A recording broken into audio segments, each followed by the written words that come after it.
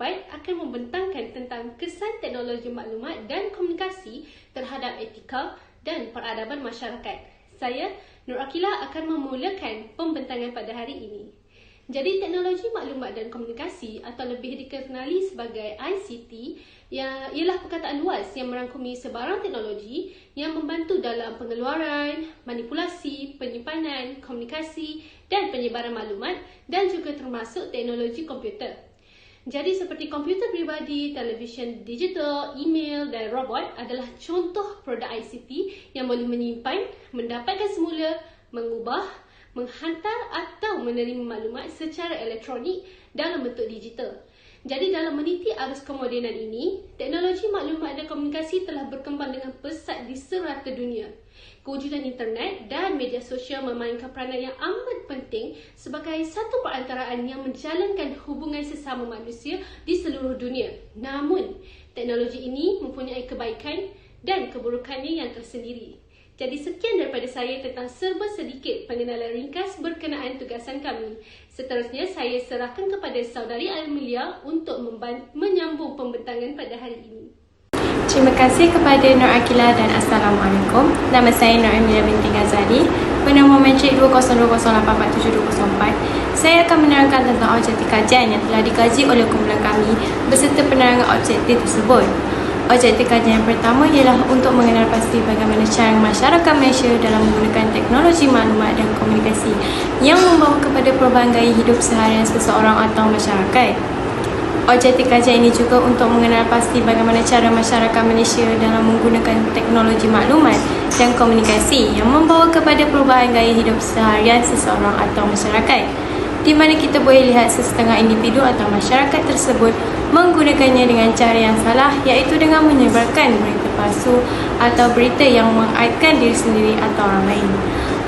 Hal ini hendaklah dibendung dahulu sebelum ianya melibatkan maruah diri keluarga dan juga negara, kerana apabila menggunakan teknologi, penyebarannya sesuatu perkara itu agak cepat dan sukar untuk ditangani.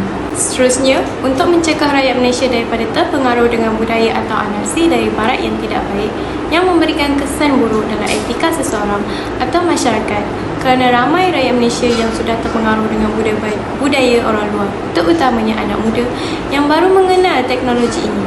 Kadang-kadang mereka terlampau ingin mengikut budaya luar hingga lupa tentang etika diri sendiri dan cuba untuk mengubah gaya hidup mereka dengan mengikut budaya luar. Seperti dapat kita lihat, kebanyakan mereka terpengaruh dengan gaya hidup orang Korea dan lain-lain melalui pakaian dan makanan.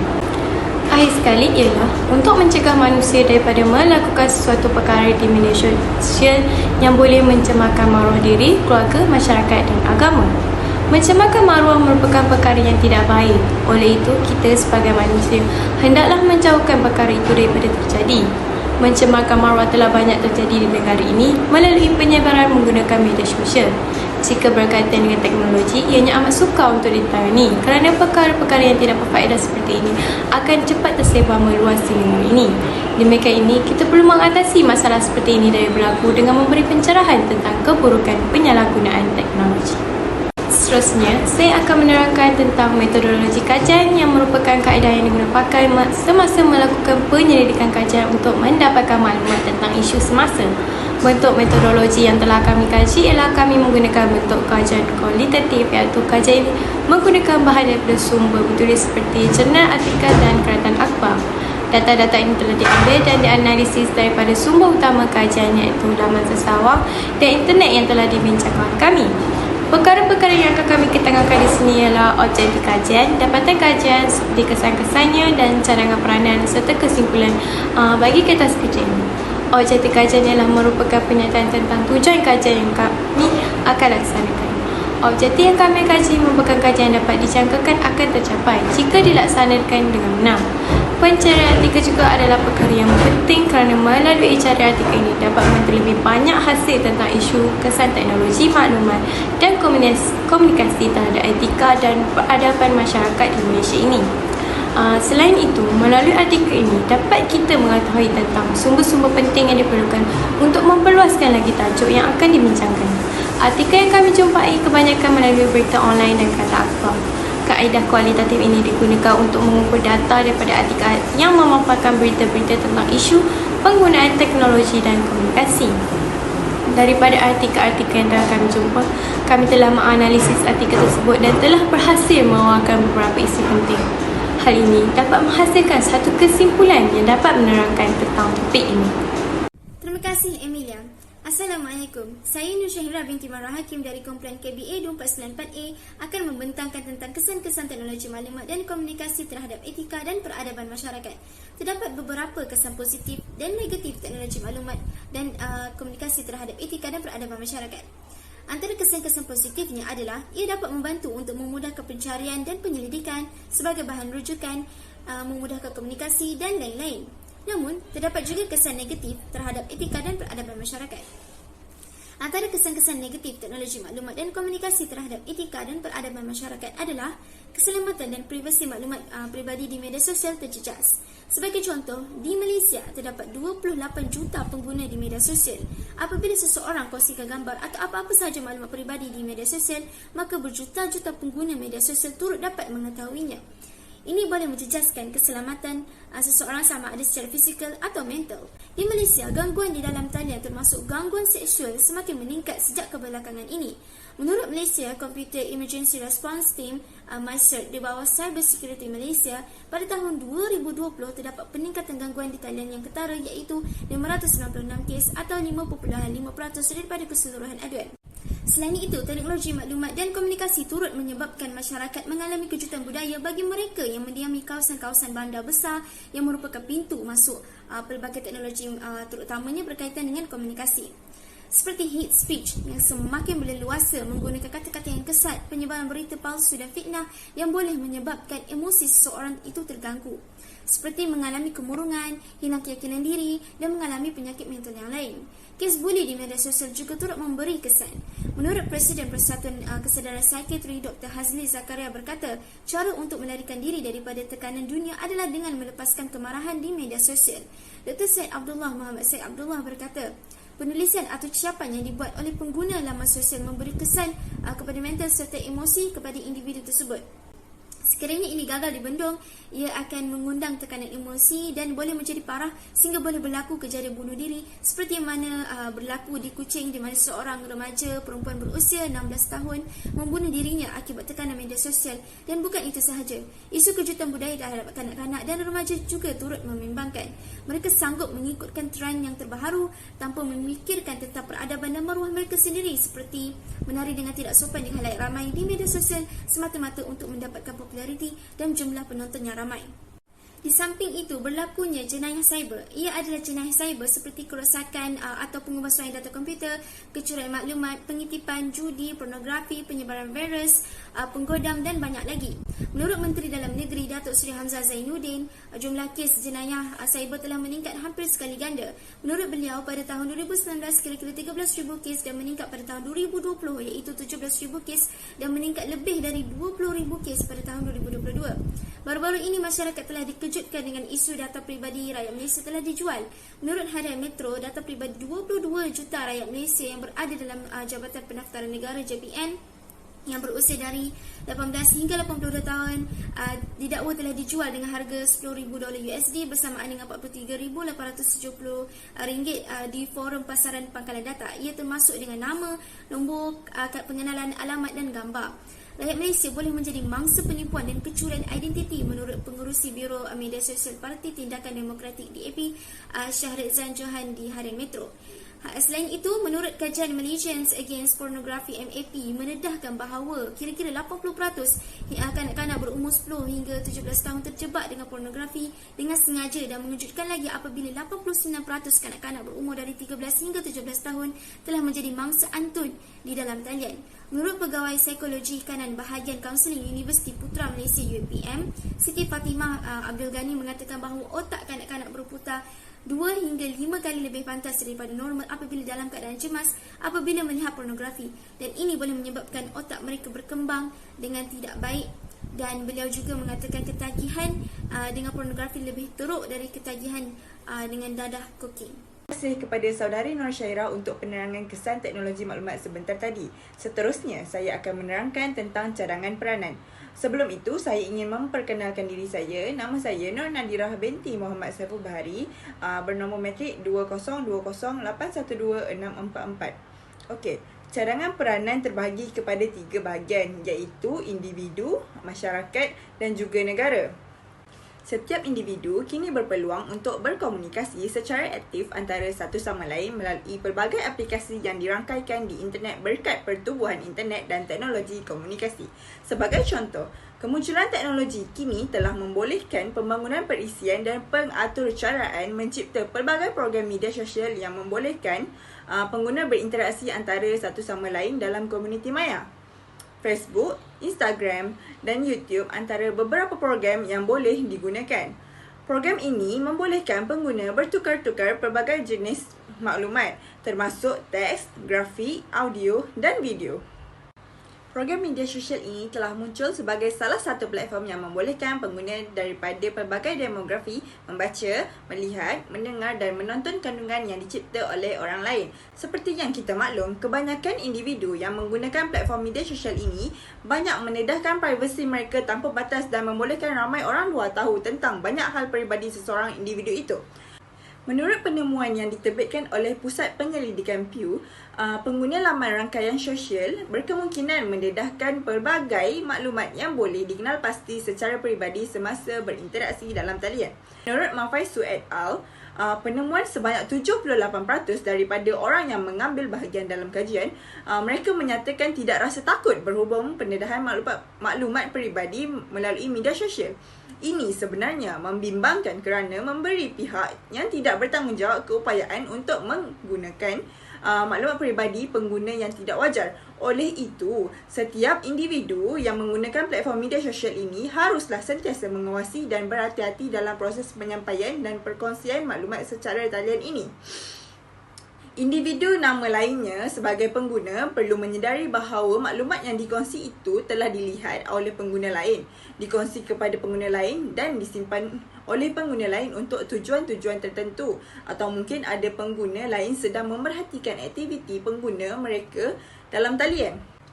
Dan besar kemungkinan juga mereka yang memerhatikan pengguna ini mempunyai niat yang terselindung yang mungkin boleh membahayakan pengguna. Menurut Zurowski pula, seseorang itu perlu memberi pertimbangan yang teliti terhadap isu pengawasan sebelum menggunakan sesuatu peralatan teknologi. Di samping itu, beliau menimbulkan persoalan sejauh mana pelbagai tindakan permulaan maklumat dan penilaian aktiviti seseorang individu hari ini boleh dikawal dengan menggunakan pengawasan teknologi. Topik ini dibincangkan dengan agak kerap dalam media cetak dan elektronik. Sebilangan besar pengguna gemar menerbitkan maklumat peribadi mereka di media sosial tanpa mengambil sebarang langkah berjaga-jaga untuk melindunginya. Ancaman terhadap keselamatan maklumat yang boleh dikenal pasti secara peribadi yang dihantar melalui rangkaian internet adalah kebimbangan penting kerana ia meletakkan pengguna dalam situasi berisiko tinggi di mana mereka tidak menyedari bahawa mereka berada dalam kedudukan sedemikian. Seterusnya ialah cadangan peranan bagi masyarakat. Tradisi masyarakat Malaysia yang masih mengamalkan cara hidup yang diwarisi daripada nenek moyang mereka seperti jujur, bertanggungjawab dan menghormati bahagian empangan sama-sama dipengaruhi oleh perubahan global seperti teknologi dan arus kemodenan. Perubahan ini turut mempengaruhi corak kehidupan tradisi masyarakat Melayu. Kerana kemajuan teknologi, ahli masyarakat Malaysia yang tinggal di sekitar kampung turut diberi tempias. Pertambahan media penyiaran seperti radio, televisyen dan filem telah membawa pelbagai kesan baik yang positif maupun yang memudaratkan kepada masyarakat Malaysia. Demi mendapat nama dan menjadi tontonan ramai, terdapat juga segelintir rakyat Malaysia sanggup menjatuhkan maruah diri sendiri untuk meraih perhatian ramai dan menjadi popular. Masyarakat Malaysia telah mengalami kejutan budaya yang teruk sejak penduduk yang tinggal di sekitar bandar-bandar besar terdedah kepada pelbagai teknologi baharu yang majoritinya dikaitkan dengan komunikasi. Masyarakat Malaysia mula mengalami pengesaran dari segi cita-cita yang didakwa bertindak sebagai penghalang kepada perubahan yang sedang dilakukan. Mereka merasakan kepercayaan yang mereka pegang telah menyukarkan mereka untuk bersaing dengan masyarakat lain. Masyarakat Malaysia perlu mampu menghadapi senario yang tabah dan kuat bagi menangani arus perubahan yang pantas dan kemestian mengikut anjakan arus. Tidak dilupakan juga supaya masyarakat tidak melupakan tradisi lama dan terikut-ikut dengan budaya barat. Hal ini dapat dilakukan dengan sentiasa memastikan bahawa sistem nilai tradisi yang mereka amalkan berterusan. Masyarakat perlu menganjurkan sebarang aktiviti yang merangkumi ahli masyarakat secara konsisten untuk memastikan sistem nilai dapat terus berfungsi seperti yang diharapkan. Masyarakat juga boleh menyesuaikan diri dengan anjakan pantas ini dengan memanfaatkan alatan media moden seperti Facebook bagi mengeratkan lagi ikatan persaudaraan yang telah terjalin di kalangan mereka. Ini sama dengan cara masyarakat kampung lain menyesuaikan diri dengan perubahan. Hakikat bahawa Facebook tersedia untuk digunakan oleh komuniti telah mendedahkan kepentingan media baharu dalam masyarakat hari ini. Komuniti dapat berkomunikasi antara satu sama lain dan berhubung dengan lebih mudah melalui penggunaan media baharu. Baiklah, seterusnya saya serah kepada Azam untuk menerangkan cadangan peranan bagi negara. Assalamualaikum warahmatullahi wabarakatuh. Nama saya Muhammad Azam bin Guntur. Nombor kad pelajar saya ialah 2020862082. Kali ini saya akan menceritakan dengan lebih lanjut apa yang perlu dibuat oleh negara dalam membudayakan etika berhemah dan bertatasusila dalam menggunakan teknologi maklumat dan komunikasi. Mengikut data, negara Malaysia berada di tangga ketiga negara yang ketagihan dalam menggunakan telefon pintar, dan Malaysia juga berada di tangga ke-9 negara yang paling aktif dalam menggunakan media sosial. Ketagihan ini bermaksud majoriti masyarakat Malaysia terlalu taksub menggunakan telefon pintar dan mereka juga terlalu mudah dan bebas untuk menyuarakan hak pendapat mereka di internet. Walaupun semua pihak bebas untuk menyuarakan hak pendapat mereka, mahkamah di Malaysia khususnya hendaklah mentakdirkan perlembagaan yang di mana mereka perlu buat benda ni dengan matlamat utamanya adalah untuk menjaga hak kebebasan rakyat. Dalam isu politik pula, terdapat segelintir parti politik yang di mana mereka sanggup demi untuk mendapatkan undian paling tinggi daripada pengundi, mereka menyebarkan maklumat palsu dan menyebarkan ideologi yang ada unsur perpecah belahan, di mana ini boleh mengundang pada risiko bahaya kepada keselamatan dan keamanan pada negara kita. Berkongsi maklumat yang telah diambil daripada orang lain tanpa persetujuan dan pengetahuan mereka, khususnya maklumat yang diambil daripada sumber internet atau ada unsur-unsur fitnah dan ugutan, adalah salah di sisi undang-undang dan boleh menjejaskan keamanan dan keselamatan di dalam negara. Bagi sesiapa yang menyiarkan berita di media sosial yang memburukkan atau menjatuhkan seseorang, dia akan tertakluk dalam kesan undang-undang. Suruhanjaya Komunikasi dan Multimedia Malaysia SKM menerima banyak aduan daripada orang ramai tentang jenayah cyber yang berlaku pada hari ini seperti kes buli, gangguan seksual, ugutan, dan menggunakan maklumat peribadi, butiran atau gambar yang bertujuan untuk menganiaya, memalukan atau mengayatkan seseorang itu. SKMM akan menganalisa aduan tersebut dan akan membuat keputusan sama ada untuk membuka penyiasatan ataupun membuat sekatan, membuat laporan penyalahgunaan kepada pentadbir laman web ataupun membuat aduan kepada penguatkuasa undang-undang yang betul. Selain itu, tugas utama Cyber Security Malaysia ialah menawarkan perkhidmatan dalam bidang keselamatan cyber seperti tindak balas kecemasan keselamatan cyber, pengendalian insiden, forensik digital, pengurusan kualiti keselamatan cyber, pembangunan keupayaan dan kapasiti keselamatan cyber. Polis Diraja Malaysia atau PDRM yang ada di seluruh Malaysia dan perairan wilayah ditugaskan untuk menjaga undang-undang dan ketenteraman, menjaga keamanan dan keselamatan negara, mencari dan mencegah jenayah, menangkap dan mendakwa penjenayah, serta mengumpul risikan keselamatan. Sekian sahaja daripada saya. Saya akan paskan kepada next presenter iaitu Akilah. Sekian, terima kasih. Terima kasih saudara dan saudari seperjuangan dalam pembentangan sebentar tadi. Jadi, sebelum kami mengakhiri pembentangan, saya ingin menyatakan kesimpulan daripada tugasan kami hari ini. Jadi, kewujudan internet dan media sosial memainkan peranan yang amat signifikan sebagai suatu perantaraan yang menjalinkan semua warga di segenap dunia tanpa batas. Namun, teknologi maklumat mempunyai kebaikan dan keburukannya yang tersendiri. Objektif kajian ini bertujuan untuk mengenal pasti kesan teknologi maklumat dan komunikasi terhadap etika dan peradaban masyarakat. Objektif kajian ini juga adalah untuk mengenal pasti bagaimana cara masyarakat Malaysia dalam menggunakan teknologi maklumat dan komunikasi yang membawa kepada perubahan gaya hidup seharian seseorang ataupun masyarakat, di mana kita boleh lihat sesetengah individu atau masyarakat tersebut akan menggunakannya dengan cara yang salah, iaitu dengan menyebarkan berita palsu atau berita yang mengaibkan diri sendiri ataupun orang lain. Jadi jika berkaitan dengan teknologi, ianya amat sukar untuk ditangani kerana perkara-perkara yang tidak berfaedah seperti ini akan cepat tersebar dengan meluas di negara ini. Oleh itu, setiap individu, masyarakat dan pihak kerajaan yang menggunakan platform media sosial ini haruslah sentiasa mengawasi dan berhati-hati dalam proses penyampaian dan perkongsian maklumat secara dalam talian ini. Jadi sekian sahaja daripada kumpulan kami. Terima kasih dan Assalamualaikum.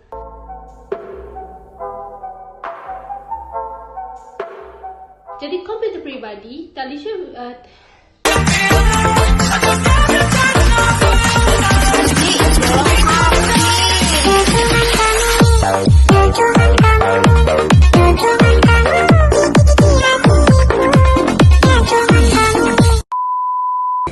La ilaha illallah.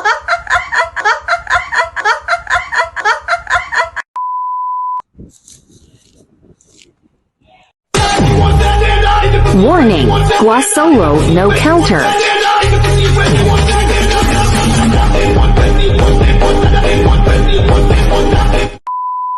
Seterusnya, saya akan menerangkan tentang metodologi